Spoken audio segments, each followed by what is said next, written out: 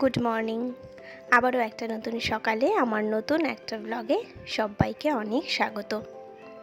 সাদামাটা জীবনযাপন এর অর্থ কী বলো তো? অতিরিক্ত চাহিদাকে পরিহার করে শান্তি ও আনন্দের সঙ্গে জীবন কাটানো, কম জিনিসে বেশি সুখ খুঁজে পাওয়া। অতিরিক্ত চাহিদা নয়, যেটুকু প্রয়োজন সেটুকুই যথেষ্ট। আচ্ছা, তোমরাই বলো তো, সাদামাটা জীবন বেঁচে থাকার মানে কি নিজের স্বপ্নকে ছোট করে ফেলা? আমি কিন্তু তা মনে করি না। বরং আমি মনে করি জটিলতা থেকে মুক্ত হয়ে সহজ পথে এগিয়ে যাওয়া। আমি জানো তো, এই সাদামাটা জীবন লিড করতেই সব থেকে বেশি ভালোবাসি। অতিরিক্ত ব্যয়বহুল্যময় জীবন আমার একদম পছন্দ না। সেটা আমি নিজেও করি না, আর আমি আমার মেয়েদের ক্ষেত্রেও ঠিক সেটাই করি। জানি না আমার মেয়েরা কতটুকু আমার নিতে পারবে, কিন্তু এখনো পর্যন্ত সেটাই ধরে রাখার চেষ্টা করি।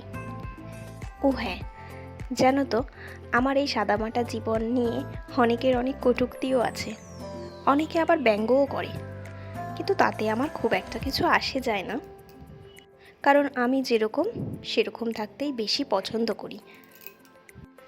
এটা তো কয়েকজনের গল্প বললাম, আর কয়েকজনের গল্প কি জানো?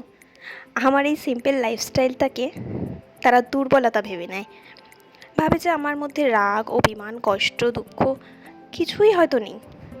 তাছাড়া সিম্পল লাইফস্টাইল মানে কোনো শখ, শৌখিনতা কিছুই থাকতে নেই, সেটা ভাবাটাও কিন্তু ভুল। আমার এই সরল জীবনযাপন করাকে যদি কেউ দুর্বলতা বলে ভেবে নেয়, আমি কিন্তু তাকেও ছেড়ে দিতে বাধ্য নই। প্রয়োজনের বেশি অন্যের সঙ্গে কম্পিটিশন করতে গিয়ে অতিরিক্ত চাহিদা করে কি হবে বলো তো? তাই আমি যা আছি বেশ ভালোই আছি, আর এভাবেই বাকি জীবনটা সরলভাবে সুস্থভাবে কাটিয়ে দিতে চাই।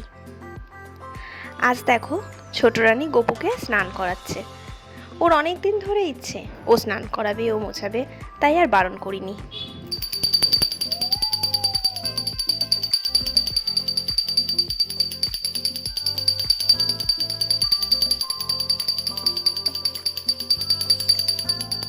আজ মঙ্গলবার, আজ আমাদের নিরামিষ, তাই এখানে সব সবজিগুলো একসঙ্গে কাটতে নিয়ে বসেছি, যে সব কেটে নিয়ে তারপরে একবারে রান্না করব।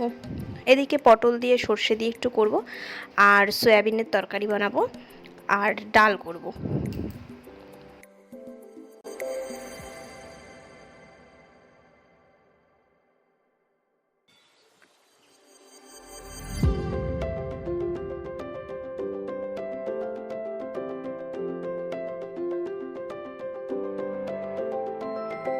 এখানে দেখো, এখানে আমার পটল সর্ষে কমপ্লিট হয়ে গেছে, আর একটু মুসুরির ডাল করেছিলাম, তো ওই মুসুরির ডালটাকেই পাঁচফোড়ন তেজপাতা দিয়ে সোমবারা দিয়েছি।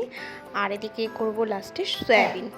সয়াবিনটা জানো তো, পেঁয়াজ রসুন ছাড়া একদম খেতে ভালো লাগে না, কিন্তু নিরামিষের দিনে কিছু করার নেই, ওরকমভাবেই একটু বানাতে হয়, আর ওইভাবেই একটু লাস্টে ঘি গরম মশলা দিয়ে নামালে তাহলে তাও একটু টেস্ট লাগে।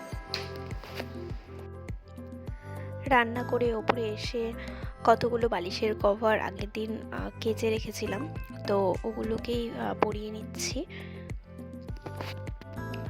আর জামা কাপড় ধোয়া কাচা মেলা সে তো শুধু হলোই, তারপরে এগুলোকে ভাঁজ করা এ যেন এক কঠিন কাজ। আর তারপরেই দেখলাম একটা পার্সেল চলে এসছে, আমি অর্ডার দিয়েছিলাম একটা পার্সেল, দেখি পার্সেলটার মধ্যে কি আছে।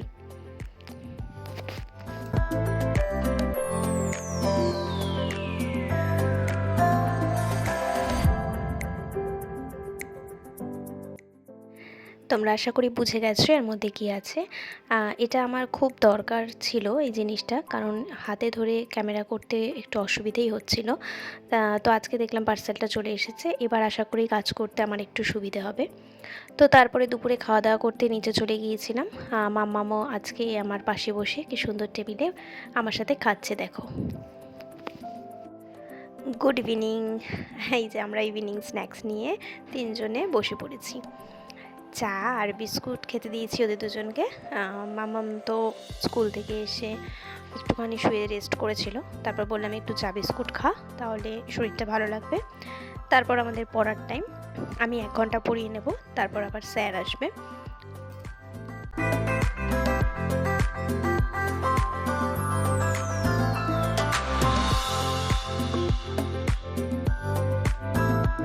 যাই হোক, এবার সব কাজ শেষ করে আমাদের তো রাতের খাওয়া দাওয়া করতে হবে।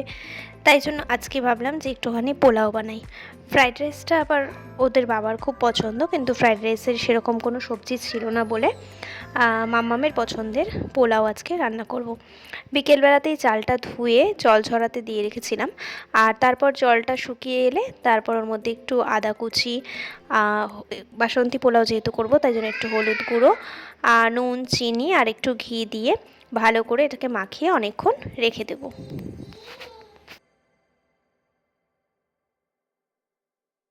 পোলাও রান্নাটা কারোর কাছেই অজানা নয়, কিন্তু আমি যেভাবে করেছি সেটাই তোমাদের সঙ্গে শেয়ার করেছি।